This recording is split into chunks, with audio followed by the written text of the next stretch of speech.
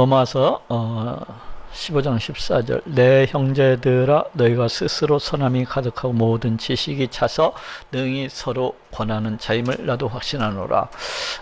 지금 로마서 1장부터 로마서 11장까지는 바울이 증거하고 전파하는 그 주요 핵심 교리들에 대해서 지금까지 서술해 왔었습니다.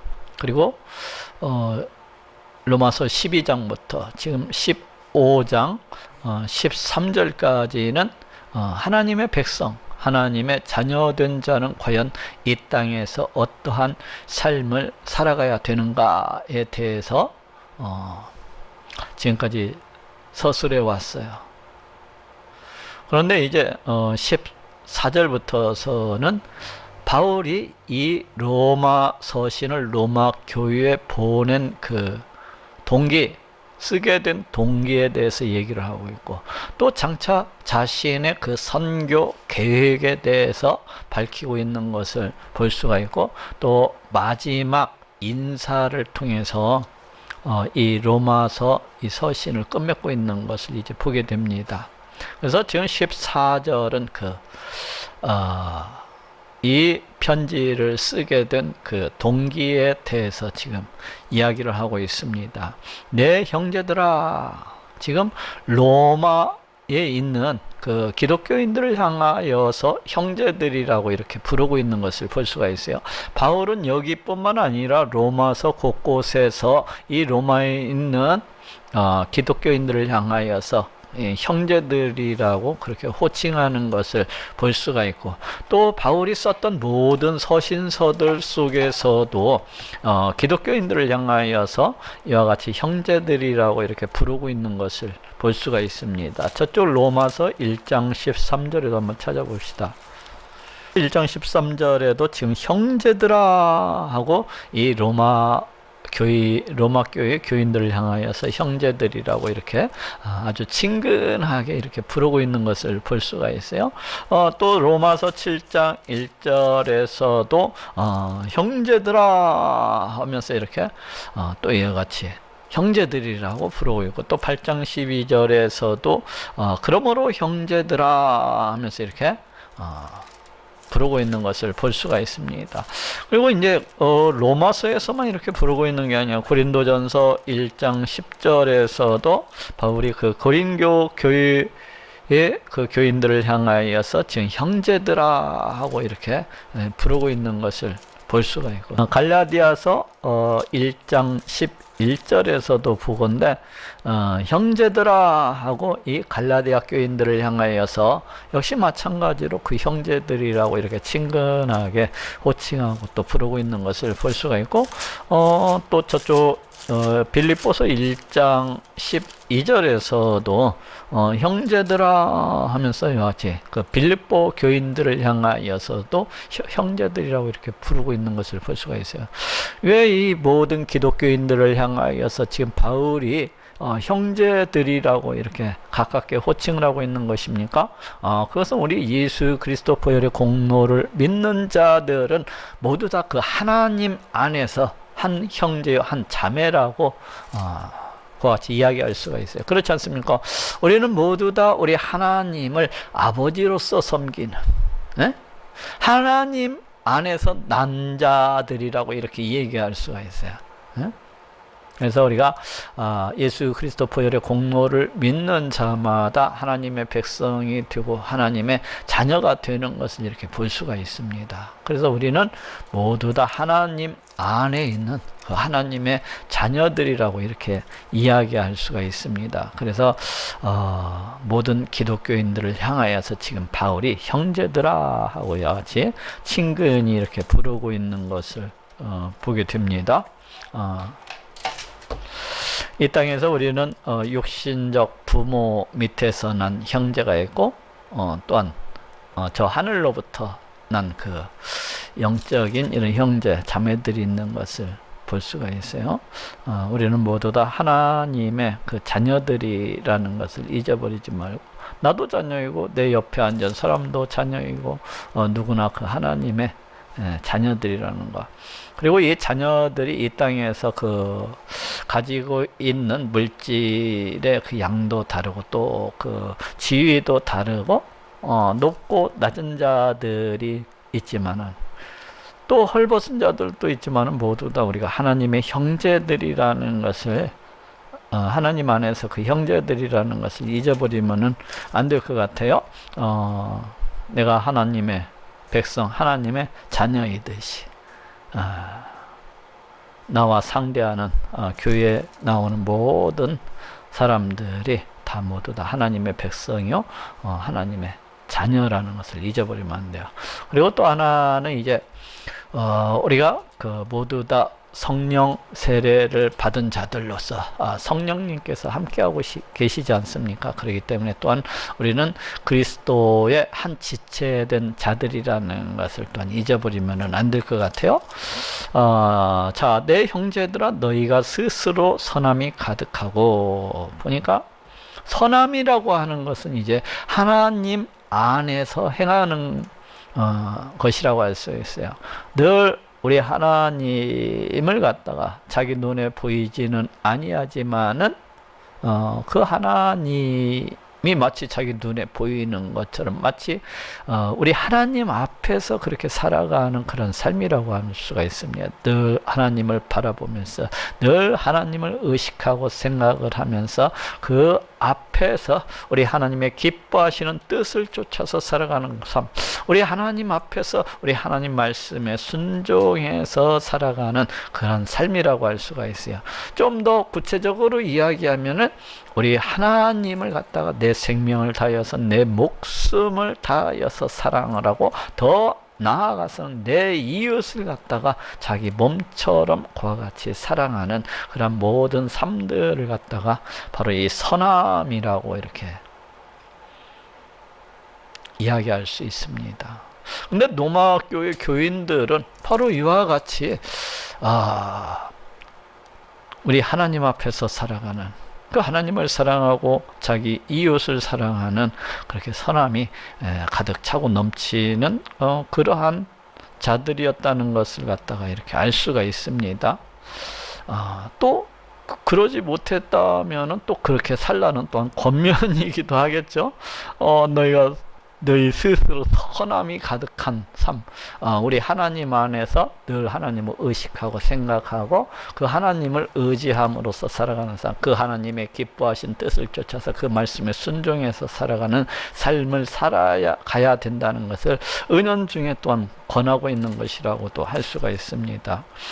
모든 지식이 차서, 여기에서 모든 지식이라고 하는 것은 이제 성경에 나오는 그 모든 지식을 가리킨다고 할 수가 있어요. 즉 하나님에 관한 지식이라고도 할 수가 있고, 또 우리 하나님께서 이 땅 가운데 보내시는 그 메시아에 관한 지식이라고도 할 수 있고, 또 우리 예수님께서 믿는 자마다 보내어 주시는 그 성령에 관한 지식이라도 할 수 있고, 또 구원에 관한 그 모든 지식이라고도 할 수가 있고, 천국과 우리 예수 그리스도의 재림과 어떤 우리가 장차 있게 될 그 신령한 그 부활의 몸에 관한 그런 지식일 수도 있습니다.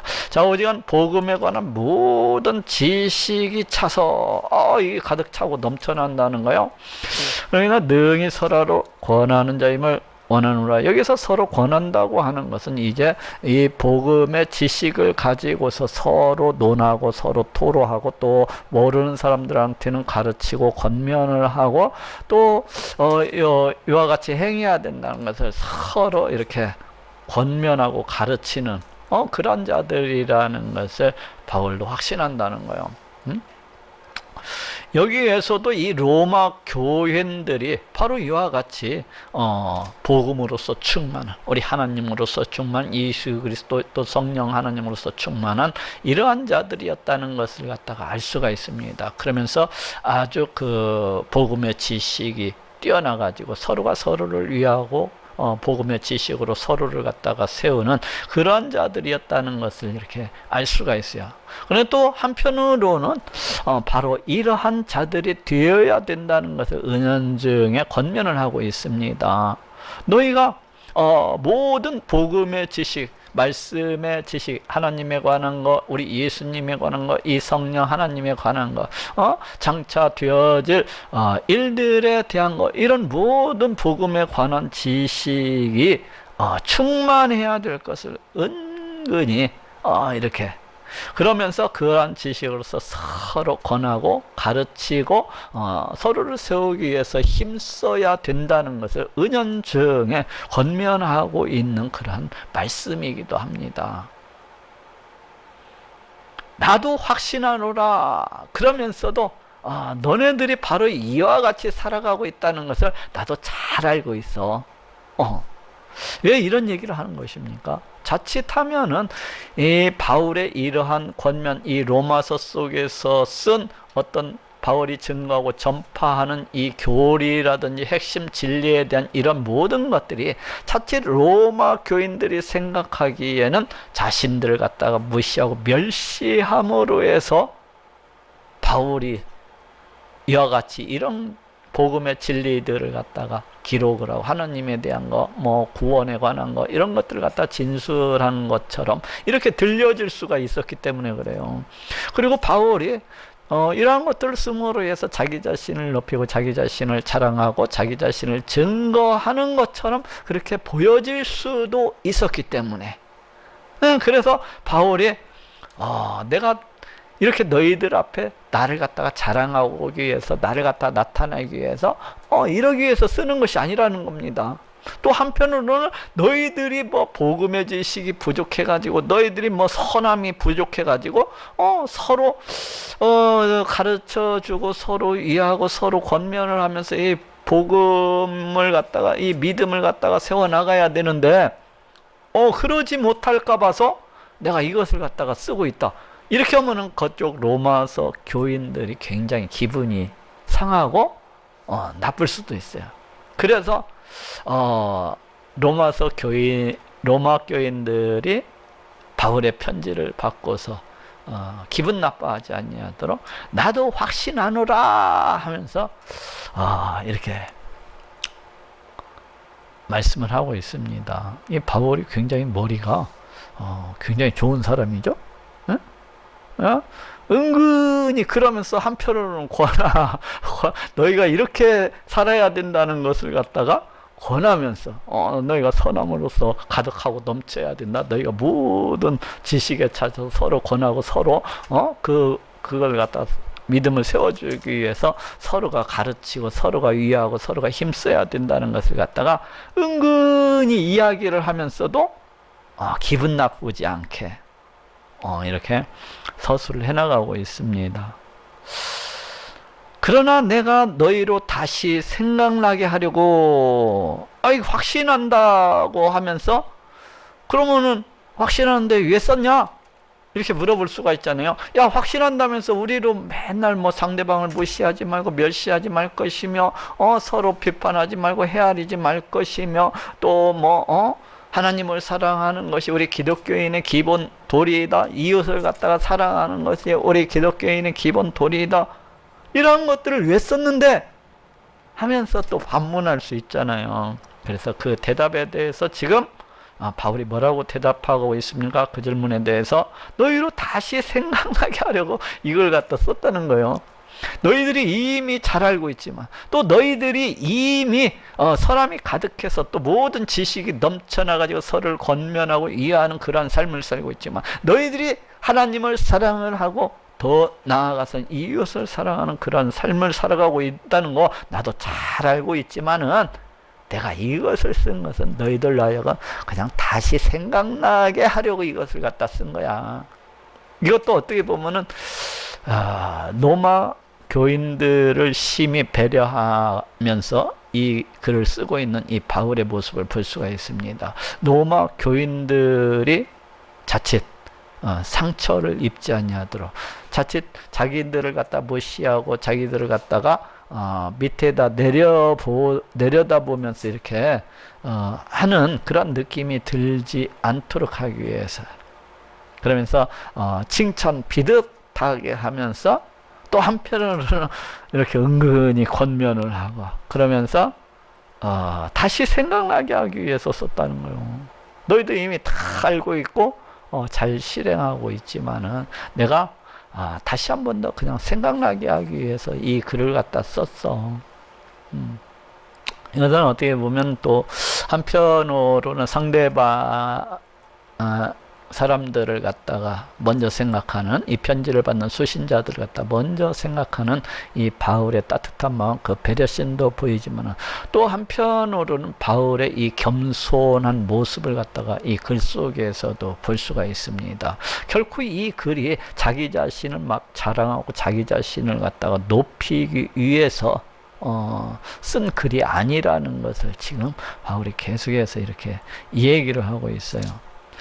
그런데 이 복음이라고 하는 것, 우리의 믿음이라고 하는 것은 어떻습니까? 우리의 믿음은 바울이 로마서 속에서 이야기하고 있듯이 들음에서 나며 하고 이렇게 이야기하고 있는 것을 볼 수가 있어요.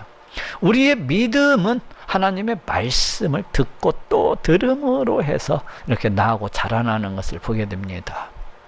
우리의 믿음은 이 예수 그리스도에 관한 말씀을 듣고 또 들음으로 해서 이 예수 그리스도를 갖다가 알게 되고 이 예수 그리스도를 갖다가 믿게 되고 더욱더 깊은 믿음 가운데로 나아가게 되는 것을 볼 수가 있어요. 그렇지 않냐고 우리가 복음을 듣지 않냐고, 그렇지 않냐고 우리가 예수 그리스도에 관한 말씀을 듣지 않냐고, 어찌 우리 예수 그리스도를 갖다가 우리가 알 수가 있겠으며 어떻게 우리가 예수 그리스도를 믿을 수가 있겠습니까? 그리고 더 나아가서는 어떻게 예수 그리스도의 그 굳건한 믿음의 바탕 가운데 설 수가 있겠습니까? 듣지 아니하고서는, 알지 아니하고서는 그와 같이 설 수가 없는 거예요.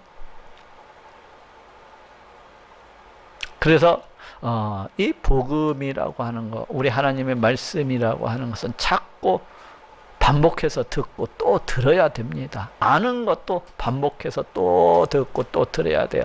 제가 매주 설교 말씀을 하고 또 하고 했던 것 또 하고 했던 것 또 하고 아예 그 머릿속에 새길 정도로, 그 마음 가운데 새길 정도로 하고 또 하는 것은 바로 이러한 것들 때문에 그렇습니다. 우리의 귀라고 하는 것은 자신의 믿음만큼 자신의 귀가 열려진 것만큼 이렇게 들려요. 그래서 내가 맨날 이 자리 가운데에서 했던 얘기 또 하고 했던 얘기 또 하고 해도 그 어떠한 사람들은 믿음이 없어서 그 귀가 열려지지 아니해가지고 전혀 듣지도 못하고 알지도 못하고 깨닫지도 못하는 그러한 사람들이 있습니다.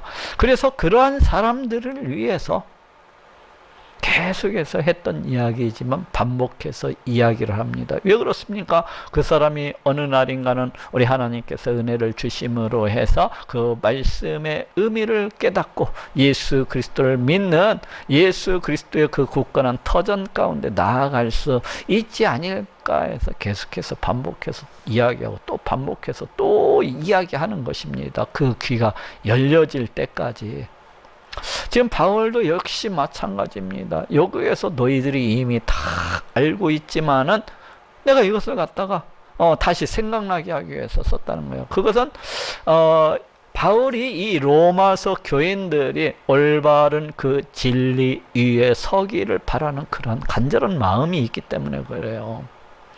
과연 성경이 무엇을 말씀하고 있는가? 과연 하나님께서 우리를 죄로부터 구원하시기 위해서 이 땅 가운데 메시아를 갖다가 보내주실 것을 어떻게 계획을 하셨는가? 과연 성경은 이 이방인들에 대해서, 이 이방인들의 구원에 대해서 말씀하고 있지 아니한가? 과연 이방인들의 이 구원은 언제적부터 우리 하나님에 의해서 계획되고 또 작정되어졌는가? 이런 모든 것들을 갖다가 지금 계속해서 이야기하는 것이 뭐예요? 바른 이 로마 교인들이 받은 믿음의 그 진리 위에 설 수 있도록 하기 위해서 계속해서 그런 높아심에서, 왜 자칫 하나님의 말씀을 모르고 예수 그리스도를 믿는다고 하는 것은 자칫 잘못된 길로 빠질 수도 있는 거예요. 처음에 예수 그리스도를 믿는 것에서 시작을 해갖고 많은 사람들이 2단, 3단에 이렇게 빠져드는 것을 볼 수 있지 않습니까? 그것은 왜 그렇습니까? 우리 하나님의 말씀을 갖다가 잘 알지를 못하기 때문에 그와 같이 이단 3단이 되어가지고 엉뚱한 얘기를 하는 겁니다. 왜 그렇습니까? 하나님의 말씀을 갖다가 잘 모르다 보니까 우리 하나님이 어떠하신 분인가를 모르는 거예요. 또한 그 하나님께서 보내신 우리 예수님이 어떠하신 분인지를 잘 알지를 못하는 것입니다. 하나님 말씀에 대해서 알지를 못하다 보니까 이 성령 하나님에 대해서도 잘 알지를 못하고, 이 구원의 진리에서 우리 하나님의 이 구원 계획들에 대해서 잘 알지를 못하다 보니까 나중에 보면 2단 3단에 빠져가지고 사탄의 그 앞잡이 노릇을 갖다가 이렇게 하고 있는 사람들을 갖다가 얼마든지 볼 수가 있습니다. 그래서 지금 바울이 이 로마 교회 성도들이 우리 하나님의 뜻하신 바 되도록 그 하나님의 말씀의 진리 위에 바로 설 수 있도록 하기 위해서 이와 같이 이 로마서를 썼다는 것을 갖다가 알 수가 있습니다. 그래서 이 복음의 진리에 바르게 서서 더욱더 깊은 믿음 가운데로 나아갈 수 있도록 하기 위해서, 더욱더 온전한 믿음 가운데로 나아갈 수 있도록 하기 위해서 이 바울이 이 복음, 이 로마서를 갖다가 썼다는 것을 알 수가 있어요. 그래서 이 로마서를 갖다가 이렇게 성경 강해를 통해서 이 로마서를 갖다가 깊이 있게 이와 같이 알게 되면은 예수 그리스도에 대해서 너무나도 분명하게 알게 됨으로 해서 우리 하나님의 그 구원 계획들에 대해서 너무나도 분명하게 알게 됨으로 해서 참으로 하나님께서 원하시는 그런 신앙생활을 갖다가 이렇게 해나갈 수가 있는 것을 갖다가 이렇게 볼 수가 있습니다.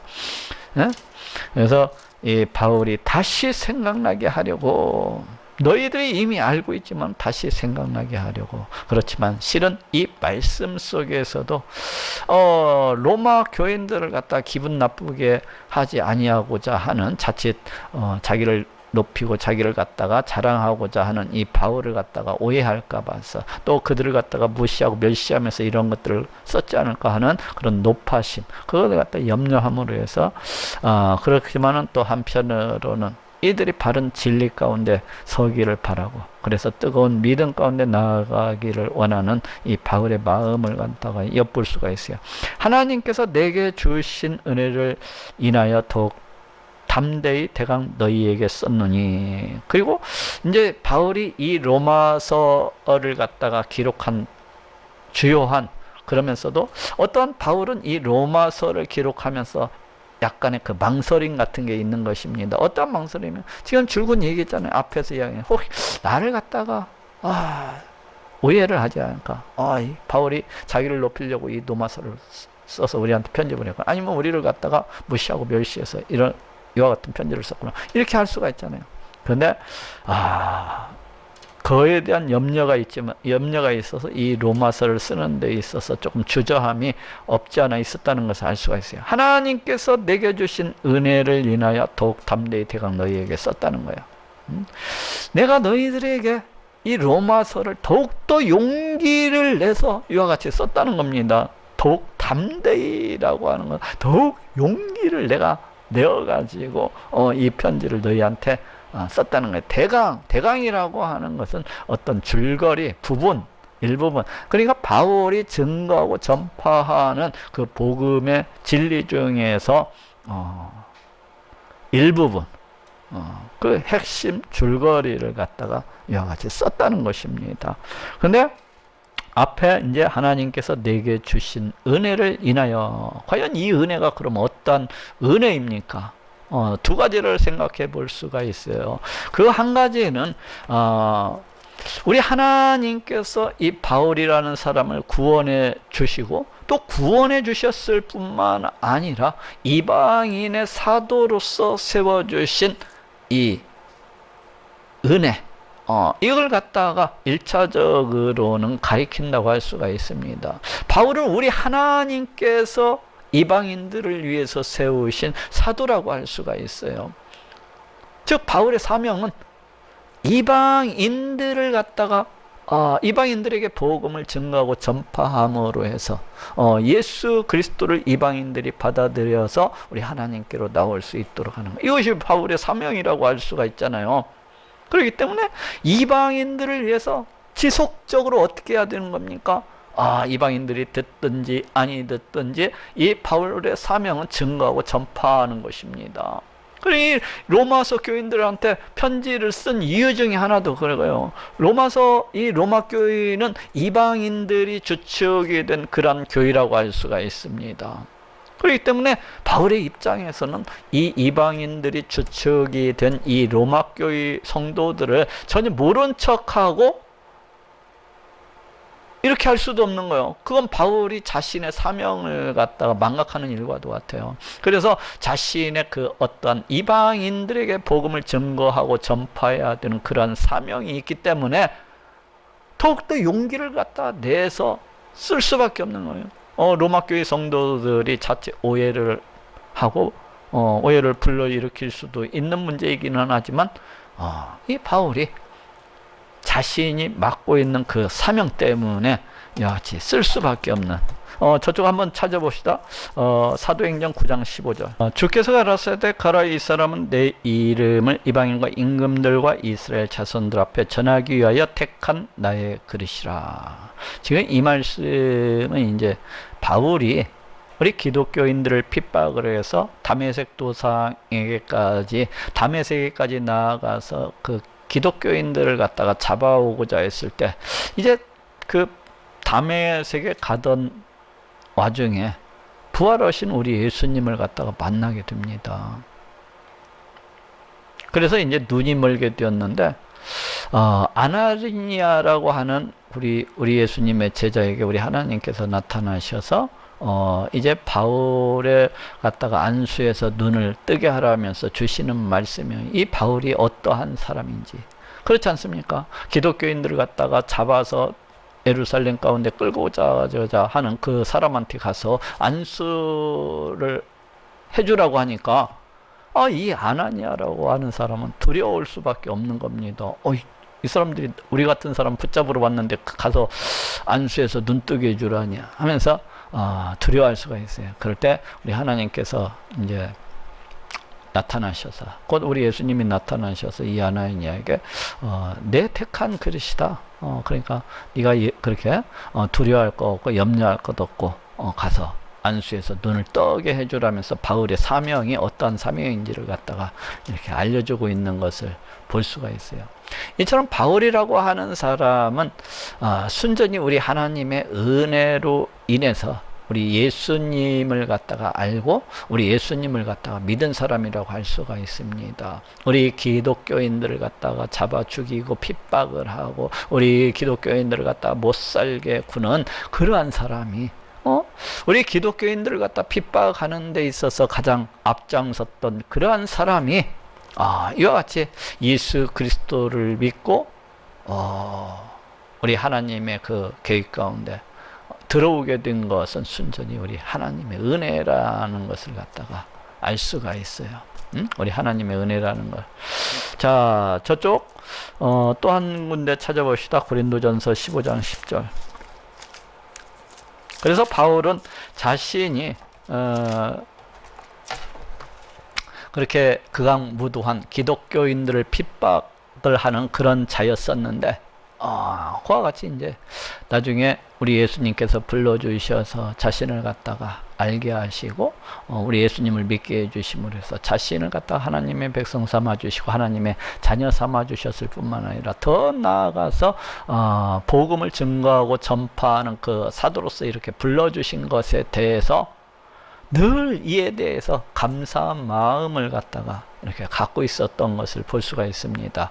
고린도전서 15장 10절에 그러나 나의 나 된 것은 하나님의 은혜로 된 것이니 내게 주신 그의 은혜가 헛되지 아니하여 내가 모든 사도보다 더 많이 수고하였으나 내가 아니요 오직 나와 함께 하신 하나님의 은혜로다. 이렇게 뒤늦게 우리 예수님께로부터 그렇게 부름을 받고 하나님의 백성, 하나님의 자녀가 된 것만도 너무나도 감사하고 고마워할 일인데 우리 예수님께서 이방인들에게 복음을 전파하는 그런 사도로서 이와 같이 세워주신 것에 대해서 감사한 마음을 지금 이야기해요. 자기가 이와 같이 된 것은 모두 다 우리 하나님의 은혜라는 것입니다. 하나님께서 자기를 이와 같이 만드셨고 하나님께서 자기를 갖다 이와 같이 도구로서 삼아서 통로로서 삼아서 이와 같이 많은 사도들이 있지만은 그 사도들보다도 더 많이 이렇게 수고할 수 있도록 이렇게 행하셨다는 거예요. 이런 모든 것들이 어떤 자기의 어떤 공로나 어떤 자기로부터 나온 것이 아니라 자기가 자기의 이와 같이 된 것은 하나님의 은혜라고 이와 같이 고백하고 있는 것을 볼 수가 있습니다. 저쪽 에베소서 3장 7절부터 한번 찾아보도록 합시다.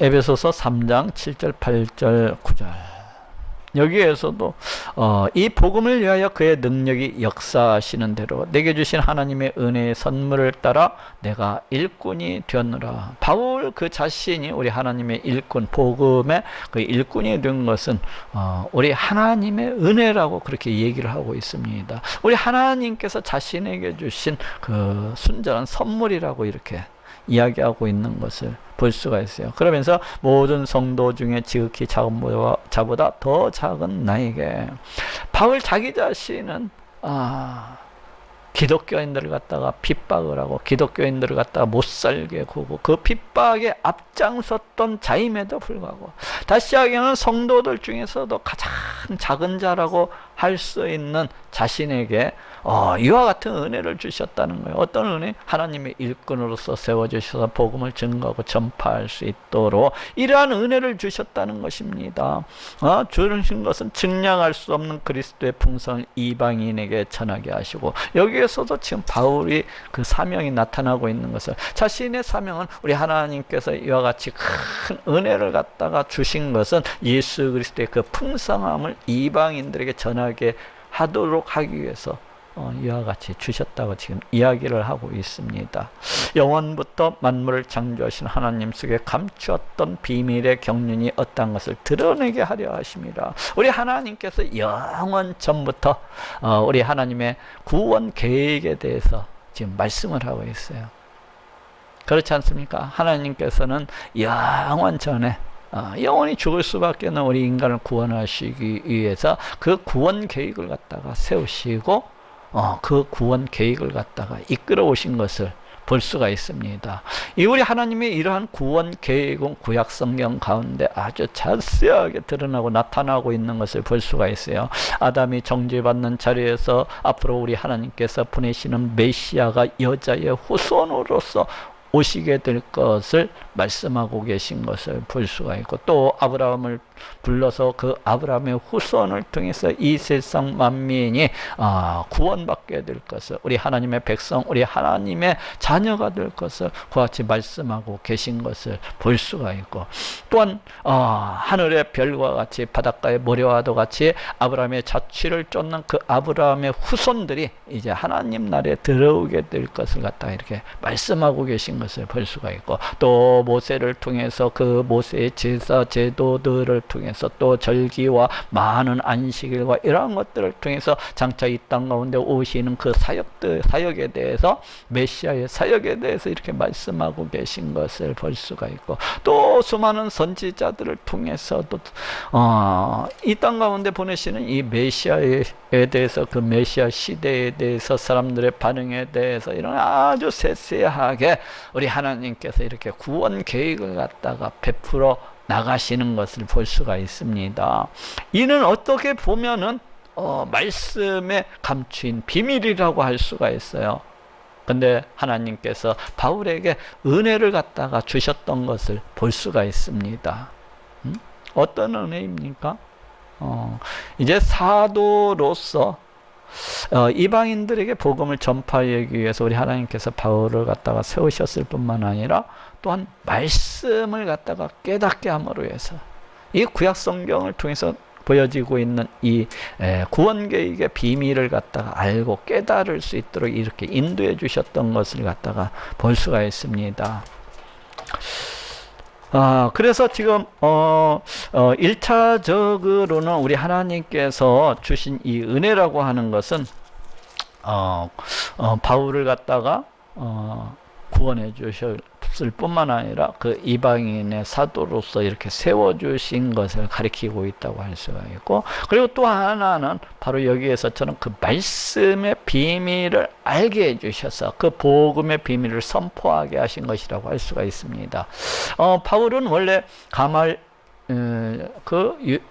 유대 그 유명했던 랍비 가말리엘 밑에서 이렇게 공부를 했던 자이기 때문에 구약 성경 지식에 대해서는 어느 정도 굉장히 많이 알고 있는 그런 사람이었다고 할 수가 있어요. 그런데 이제 바울이 다메섹 도상에서 우리 예수님을 만나고 나서 바울은 어떻게 보면은 그 캄캄한 가운데에서, 눈이 멀어 있는 그 캄캄한 가운데서 과연 예수 그리스도는 누구인가 하는 그런 의문을 갖다가 이렇게 갖게 되었을 것이라고 생각합니다. 그리고 과연 이 구약 성경은 무엇을 말씀하고 있는 것인가? 이 제사 제도들과 또 수많은 선지자들이 말씀하고 있는 이러한 것들은 과연 무엇인가에 대해서 많은 의문들을 갖다가 가지고 있었을 것이라고 생각해요. 이에 우리 하나님께서는 이제 이방인들에게 이 복음의 비밀을 갖다가 증거하고 전파할 수 있도록 하기 위해서 이 바울을 갖다가 공부시키시는 것을 갖다가 볼 수가 있습니다. 바울로 하여금 그 고향 다소로 이렇게 보내셔서 10년이 넘는 세월 동안에 바울이 그 고향에서 이 구약 성경 말씀을 갖다가 공부하고 연구했던 것을 보게 돼요. 그래서 우리 하나님께서 이 구약 성경을 통해서 감추이신 이 비밀, 말씀의 비밀을 이제 바울로 하여금 알게 하시고 또 깨닫게 하시는 것을 볼 수가 있습니다. 그렇게 해서 어느 정도 우리 하나님께서 요구하시는 그 바라시는 그 지식의 분량이 되었을 때에 이제 바나바를 갖다가 고향 다소로 보내셔서 바울을 갖다가 부르시고 본격적으로 안디옥 교회에서부터 제1차 전도 여행, 제2차 전도 여행, 제3차 전도 여행을 통해서 이방인들에게 이렇게 복음을 증거하고 전파하게 하시는 것을 볼 수가 있습니다. 그래서 우리 하나님께서 주신 이 은혜라고 하는 것은 바로 이렇게 말씀의 비밀을 알게 하시고 그것을 갖다가 증거하고 선포하게 하신 것이라고 할 수가 있어요. 네? 그래서 여기에 하나님께서 내게 주신 은혜를 인하여 더욱 담대히 대강 너희에게 썼노니, 그러한 은혜들을 인하여서 왜 하나님께서 뭐 바울 혼자 너 혼자 말씀의 비밀을 갖다가 알고 배 터져서 혼자 배부르게 먹어라 해서 이렇게 주신 것이 아니잖아요. 바울에게 이러한 은혜를 주신 것은 증거하고 선포하도록 하기 위해서 하나님께서 주신 것입니다. 그렇기 때문에 바울의 사명이 뭐예요? 자신이 받은 그 은혜를 갖다가 하나님께서 원하시는 뜻대로 증거하고 전파하는 것. 그렇기 때문에 바울이 이 로마 교회에 편지 쓰는 것을 갖다가 왠지 망설이다가도 그 사명 때문에 지금 편지를 갖다가 썼다는 것을 갖다가 이렇게 밝히고 있습니다. 이 은혜는 곧 나로 이방인을 위하여 그리스도 예수의 일꾼이 되어 하나님의 복음의 제사장 직무를 하게 하사. 이 은혜, 우리 하나님께서 바울에게 이러한 은혜를 주신 이유에 대해서 지금 말씀을 하고 있습니다. 왜 바울을 갖다가 이방인을 위한 사도로서 세우셨는가? 왜 바울에게 우리 하나님께서 말씀의 비밀을 갖다가 깨닫는 그런 은혜를 주셨는가? 그 이유가 무엇이냐? 곧 나로 이방인을 위하여 그리스도 예수의 일꾼이 되어 이방인을 위한 그 사도, 이방인을 위한 그 예수 그리스도의 일꾼이 되어서 하나님 복음의 제사장 직무를 하게 하사. 구약시대 이 제사장들이 주로 어떤 일을 했습니까? 그것은 구약시대 제사장들의 주요 큰 임무는 이제 희생 제물을 우리 하나님께 올려드리는 그런 일을 갖다가 했던 것을 볼 수가 있어요. 그리고 또 하나는 이제 그 백성들에게 우리 하나님의 말씀을 가르쳐서 우리 하나님의 백성들이 하나님께 올바로 우리 하나님을 섬길 수 있도록 그와 같이 가르치고 교육하는 것이 제사장들의 그 임무였다고 할 수가 있어요. 근데 우리 하나님께서 이 마치 그 구약시대 그 제사장 처럼 이 바울을 갖다가 이제 복음의 제사장으로서 이렇게 직무를 갖다가 맡겨주셨다는 것입니다. 복음의 제사장. 즉 다시 말을 하면 복음을 증거하고 전파하게 함으로 해서, 복음을 갖다 증거하고 전파하게 함으로 해서 이방인을 제물로 드리는 그것이, 여기 보니까 이방인과 구약시대 이 희생 제물을 같이 마치 동격으로 같은 이미지로 해서 이와 같이 처리하고 있는 것을 볼 수가 있어요. 즉 바울이 이방인들에게 복음을 증거하고 전파함으로 해서 이방인들이 예수 그리스도를 믿고 하나님께로 돌아오게 하는 것, 그것이 복음의 제사장의 직무라고 할 수가 있어요. 그러죠? 복음을 증거하고 선포함으로 해서 이방인들이 그것을 듣고서 예수 그리스도를 믿고 우리 하나님께로 돌아오는 것, 그것이 이제 이 복음의 제사장 그 직무, 우리 하나님께서 이 바울에게 주신 그 사명이라고 할 수가 있습니다. 이방인을 제물로 드리는 것이, 그러니까 구약시대 그 제사장들이 마치 그 희생제물을 우리 하나님 앞에 올려드리듯이 이와 같이 예수 그리스도를 이방인들이 믿고서 우리 하나님께로 돌아오게 해서 우리 하나님께 이 이방인을 갖다 올려드리는 것처럼 이렇게 표현을 하고 있어요. 근데 그것이 성령 안에서 거룩하게 되어 받으심직하게 하려 하심이라. 우리 하나님께 올려드리는 그 제물들은 어떠합니까? 정결해야 돼요. 거룩해야 돼요. 흠이 있어서는 안 돼요. 그래서 이제 이방인들을 갖다가 제물로 올려드리는데 우리 하나님께서 받음직하시게 하기 위해서 어떻게 해야 된답니까? 성령 안에서 거룩하게 돼야 된다는 거예요. 우리 인간은 죄로서 번복되어져 있는, 죄로 인해서 죽을 수밖에 없는 그러한 사람입니다. 그런데 이러한 인간이 어떻게 거룩하게 되어질 수 있습니까? 그것은 딱 한 가지밖에 없어요. 예수 그리스도 보혈의 공로를 믿음으로 해서 그 죄를 씻김을 받고, 또한 우리 예수님께서 이루신 그 의를 덧입는 것이라고 할 수가 있습니다. 우리 예수님께서 이루신 그 의를 전가받는 것이라고 할 수가 있어요. 우리 예수님께서는 이 땅 가운데 육신의 몸을 입고 오셔서 우리 하나님의 모든 말씀들에 순종하셨던 것을 볼 수가 있습니다. 세례를 받으시고 또 할례를 받으시고, 세례를 받으실 필요가 없으신 분임에도 불구하고 세례를 받으셨던 것, 할례를 받으실 필요가 없으신 분임에도 불구하고 할례를 받으셨던 것을 볼 수가 있습니다. 그럴 뿐만 아니라 모든 하나님의 말씀에 순종하심으로 해서 이렇게 의를 이루셨던 것을 볼 수가 있는데, 왜 그래요? 그것은 예수 그리스도 보혈의 공로를 믿는 자마다 그 의를 갖다가 전가시켜 주시기 위해서, 덧입혀 주시기 위해서 그와 같이 하신 거예요. 바로 그것처럼 그것이 성령 안에서 거룩하게 돼요. 이와 같은 일을 하시는 분이 누구라고 지금 성령 하나님. 우리 하나님은 우리의 구원을 갖다가 계획하신 분이라고 할 수가 있어요.